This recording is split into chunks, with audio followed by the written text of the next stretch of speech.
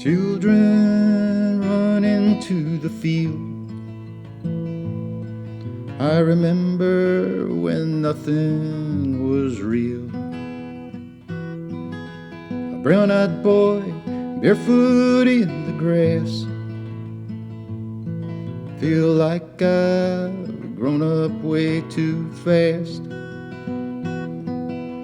Mama, I'm coming home. Mama, I'm coming home. It's been a rough one on my own. Oh, Mama, I'm coming home.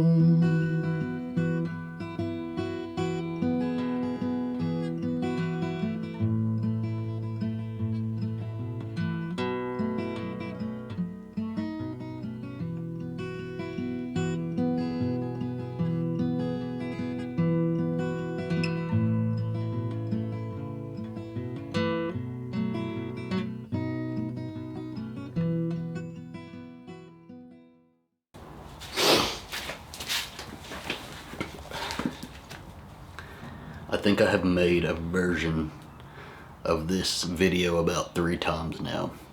And yesterday I was gonna put a version out that was more in line with all of the vlogs that I do usually, where you guys get to see everything that's going on and you're there for it. And right before I uploaded it, I had I don't know, it wasn't an anxiety attack, but I had a lot of hesitation and a lot of nervous energy, and so that doesn't happen when I put out a video. That usually doesn't happen, and so I took a step back and I'm like, okay, well, this is happening. It's not a common thing, so maybe I should try it a different way.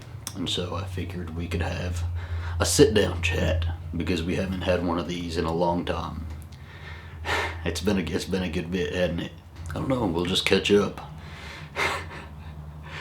Can you tell I'm nervous? Yeah, I'm nervous. 2020's going great. We've had a few hostile exchanges between countries. We have the coronavirus. It's only March. Yeah, things are going great. Why do you guys even watch vlogs?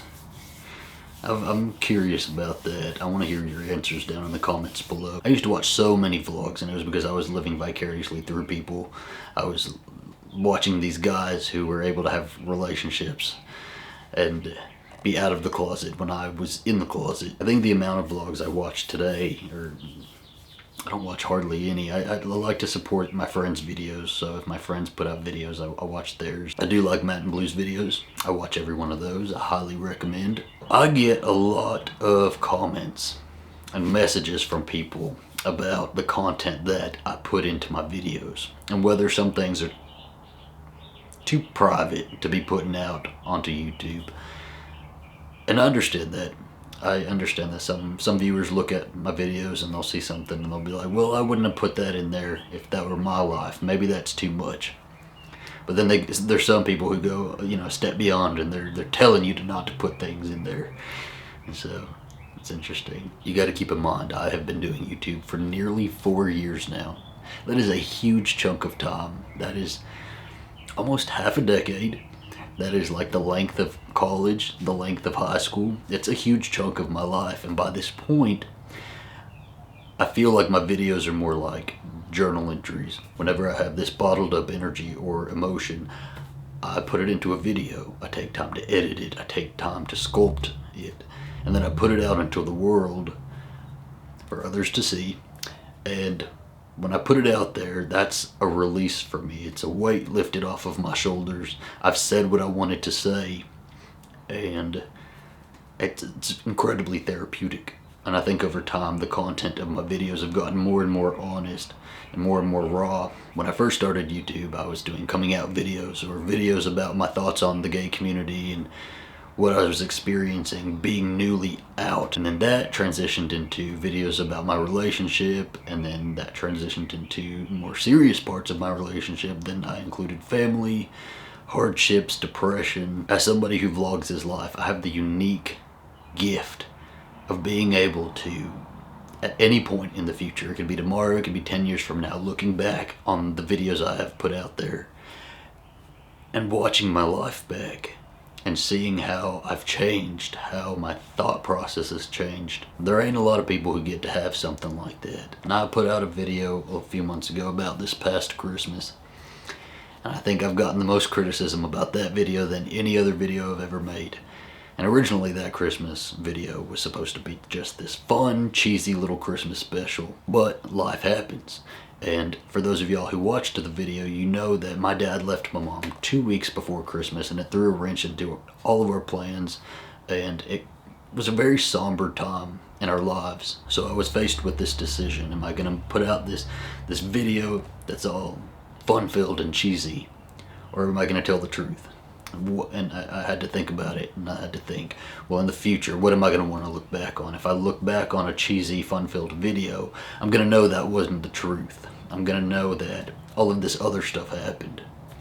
So I decided to just do the video as truthfully as possible, with a little Zach and B flair. When I put this video out, I got a lot of comments and messages saying, Zach, you were too hard on your dad. Zach, you should have let your dad tell his side of the story. Zach, you need to reach out to your dad.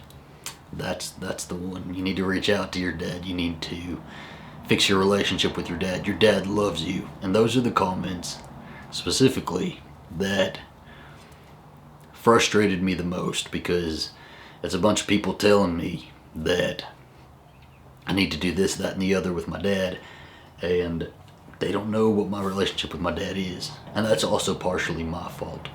So I can't really be mad at it, because I put this video out without any context of my relationship with my dad. As I've grown more and more confident with putting certain content out into my videos, I still have always been very hesitant about talking about my relationship with my dad, because my upbringing is probably the darkest part of my personal history.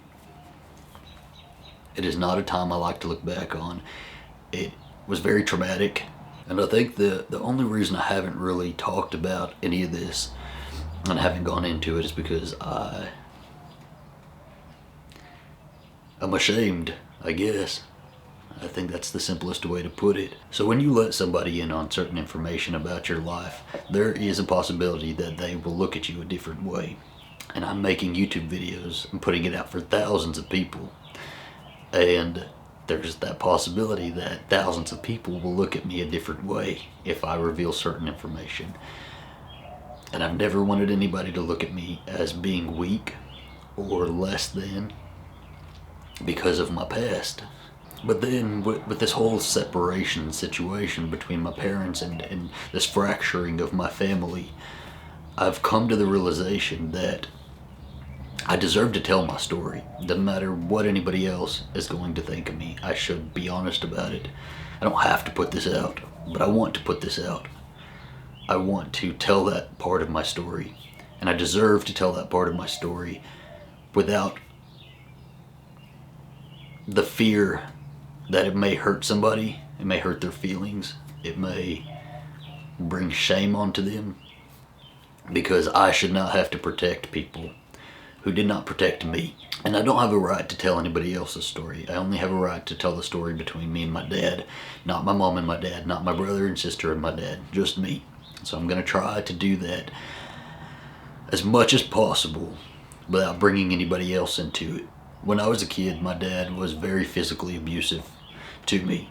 He was very violent. He used to drink a lot. He was very mentally abusive, verbally abusive, and it was rough. And I have a lot of trauma from that I've carried with me into my adult life. There were instances where my dad would bring me into the bedroom and grab a wire hanger and whip me over the head with it over and over. My dad grabbed me by the neck and punched me in the face one time because I was defending my mother.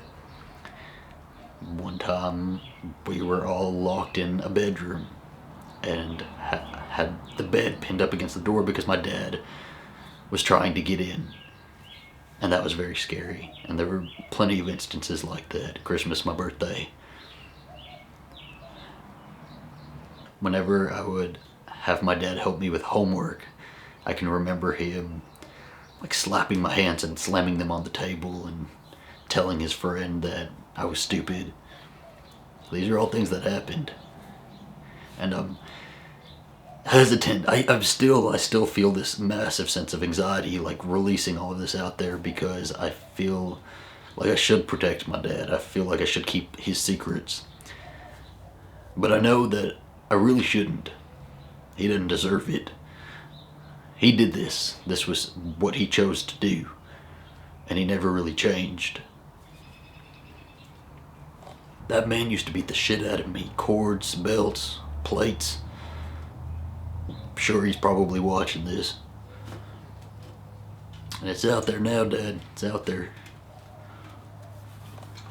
One of the hardest parts of my life was when I was a kid and I was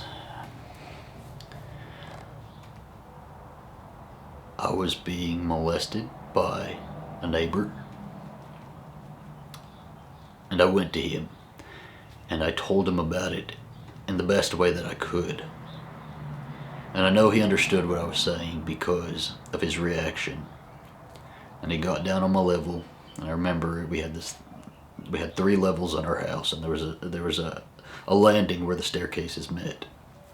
And I was between the 2 staircases, and that's where I told him about it. And he got on my level, and he pointed at me in the face, and in the harshest tone he could, he said, "Shut up." And now when I was a kid, I was very emotional. I was very dramatic and expressive. And I remember that kind of died down after that, because, you hear things like, if anybody ever touches you, if anybody ever does this or that, you come to me. You hear things like that. And that wasn't my experience, because I went to him and I told him and he told me to shut up. And so I learned very quickly at that point to bottle everything up. And that I needed to bottle everything up, and I needed to keep it compartmentalized. I don't come from a very expressive family. My family did not share feelings all that often. Or some of us didn't. Some of us didn't. I was exposed to a lot that I shouldn't have been exposed to as a child. I knew much more than a child should know. I knew about my parents' entire relationship. I knew when they would fight. I knew what certain things meant. And it's not okay. It's not okay. And again, I feel like I should be protecting people, but nobody protected me. This is my story. I deserve to tell it. Gotta keep reminding myself that. As I got older, the physical abuse stopped, because I guess when you have sons who can hit back, it's probably not a good idea to be trying to beat up on them.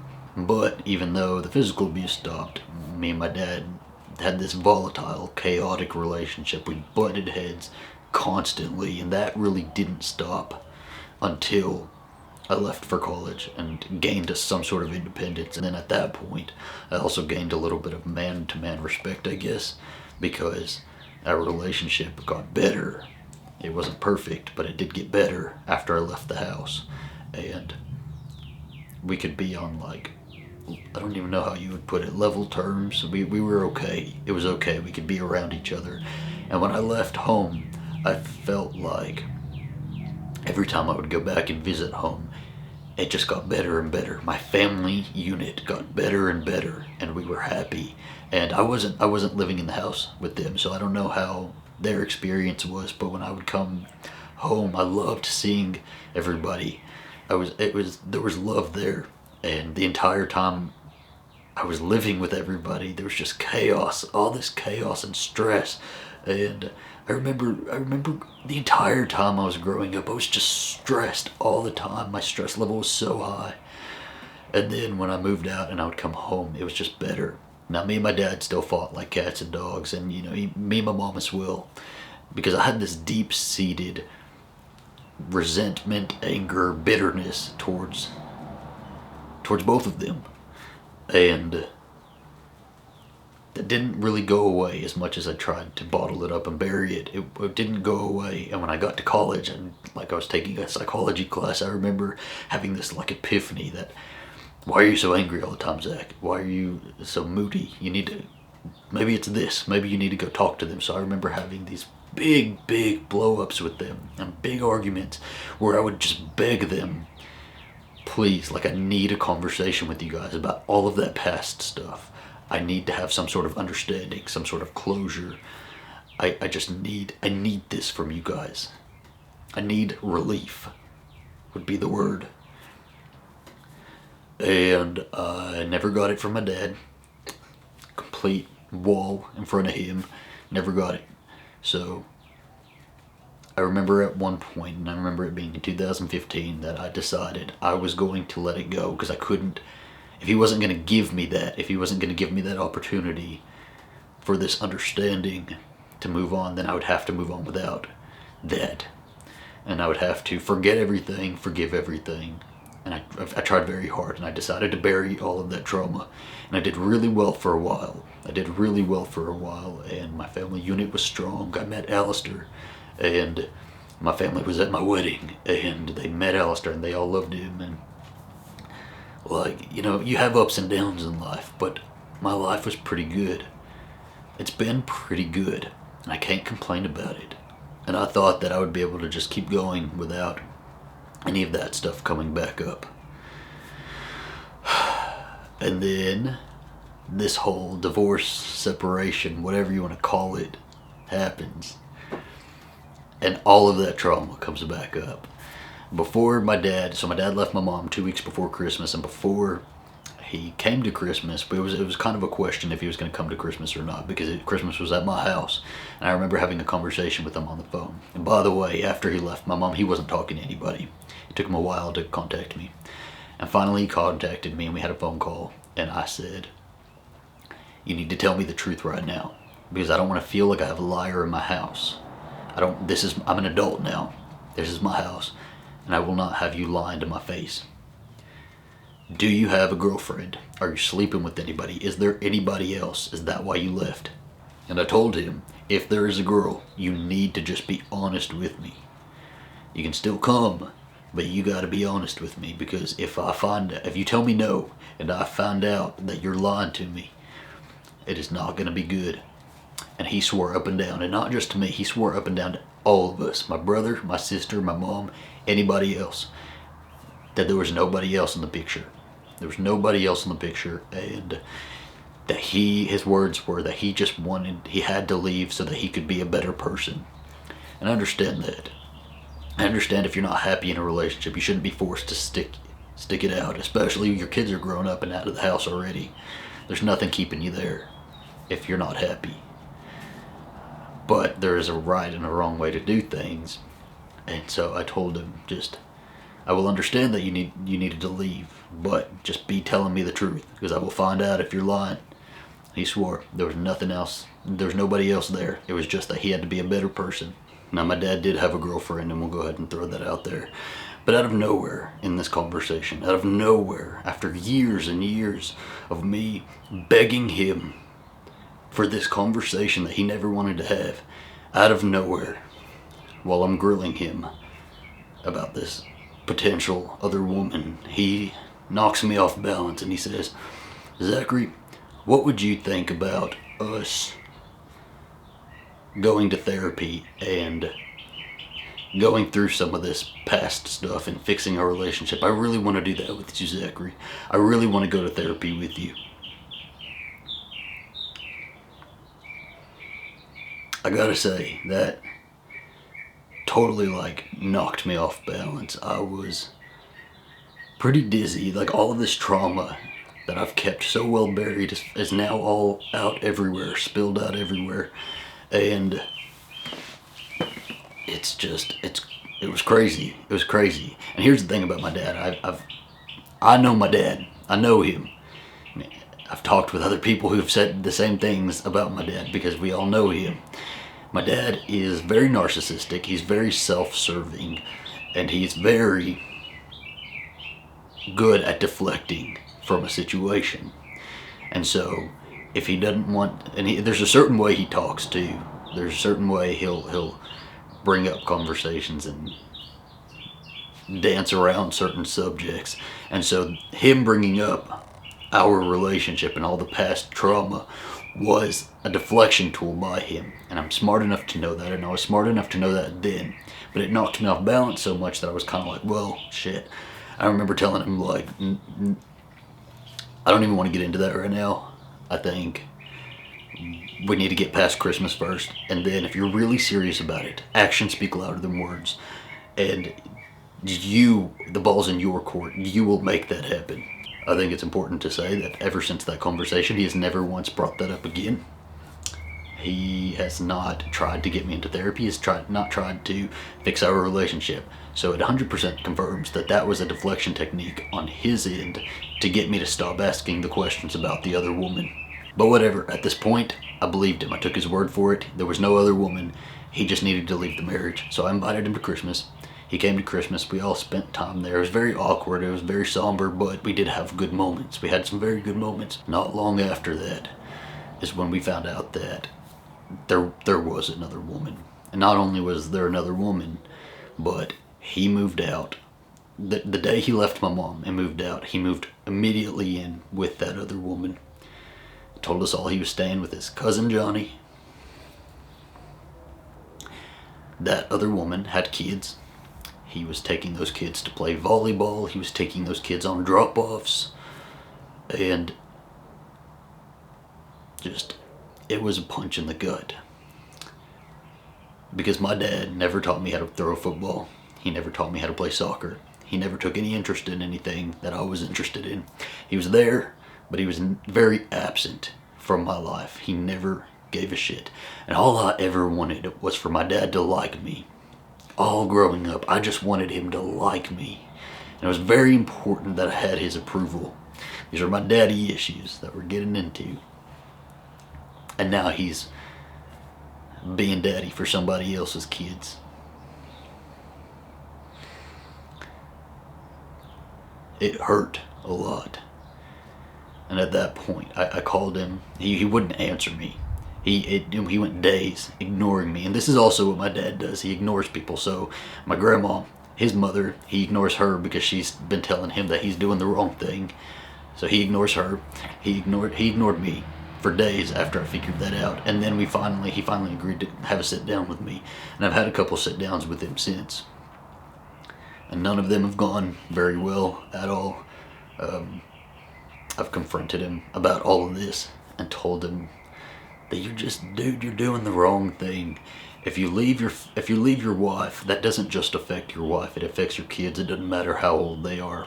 But if that's really what you want to do, then there is a right way to do it. And that is to gather your family unit. And as a family unit, walk them through this separation, this divorce, and this new way of life, because everybody has to get used to a new normal. And so that is the right way to do it. That is the way a man should do it. And do you know what he did? He didn't do any of that. He ignored everybody.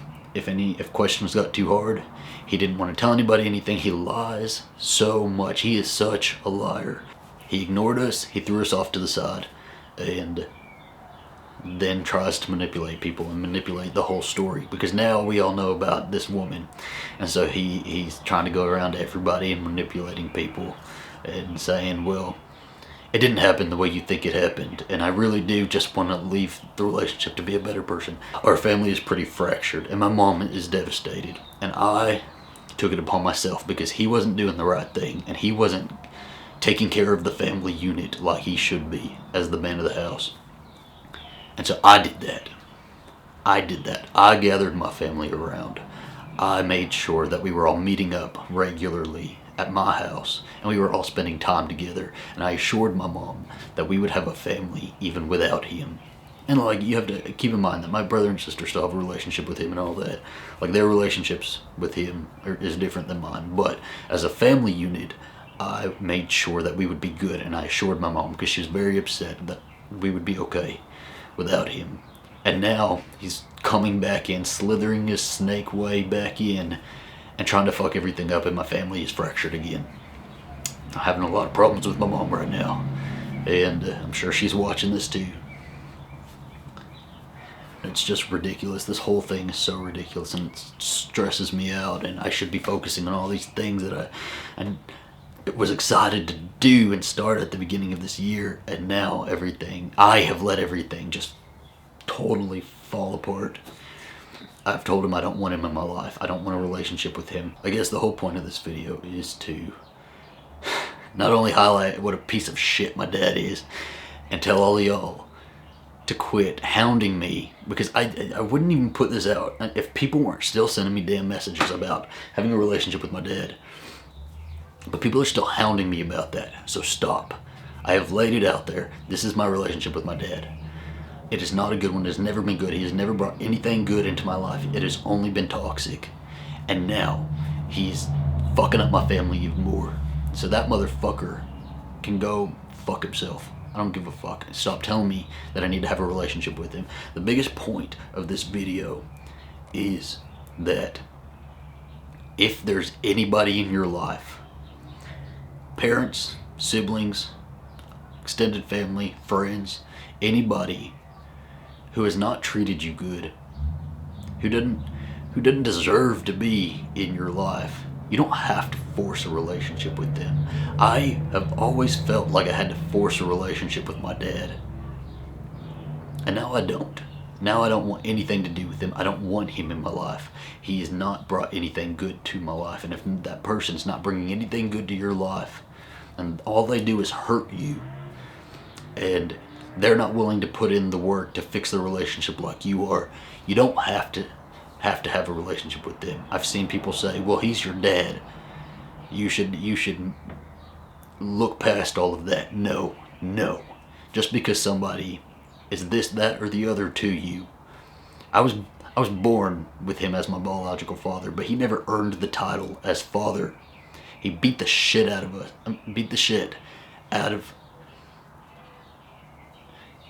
He caused a lot of trauma. I don't have to protect his secrets anymore. I can speak freely about him and my relationship with him. And you can too, because your story is your story. And nobody should get to dictate that. Nobody should tell you what is appropriate to talk about and what's not appropriate to talk about. You don't have to protect anybody's secrets. You do not have to have anybody in your life that you don't want in your life that is causing you unease, unhappiness, stress, anxiety. You gotta live your own life for happiness, and you gotta find your own happiness, okay? And that's what I'm gonna do. I have so much anger and hatred in my heart right now. I'm completely honest about it. But I know where I stand, and that's the best part, because when you know where you stand, you can figure out a way to move forward. And I know that he's never going to offer me help for my trauma. He's never going to change. He's not going to be a good person. I don't owe him anything. I owe it to myself to move on and to get these projects started and to live my life and to be happy with my husband. I have this house, I have a dog, I have a fucking woodshed. Like, it's just little things like that, and I should be appreciative of all of that, and I so much am. I very much am appreciative of everything that I have. And I can't let something like this, something so just not worth it, I can't let that into my life anymore. I'm done. And you should be done too. This is the beginning of moving forward, okay? So, I guess that's the lesson from this. That's the takeaway. This has been very long-winded. If you've sat through the whole thing, thank you very much. I wonder which version I'm going to be putting out. If I put this one out, I hope you enjoy it. Hope you have a fantastic weekend. Leave something positive down in the comments. I want to hear something positive from you guys. Something positive that is coming up in your life that you're excited for. A goal that you've set for yourself. Thank you guys so much. You've all enriched my life. You are all positive influences in my life. Thank you, and have a great day.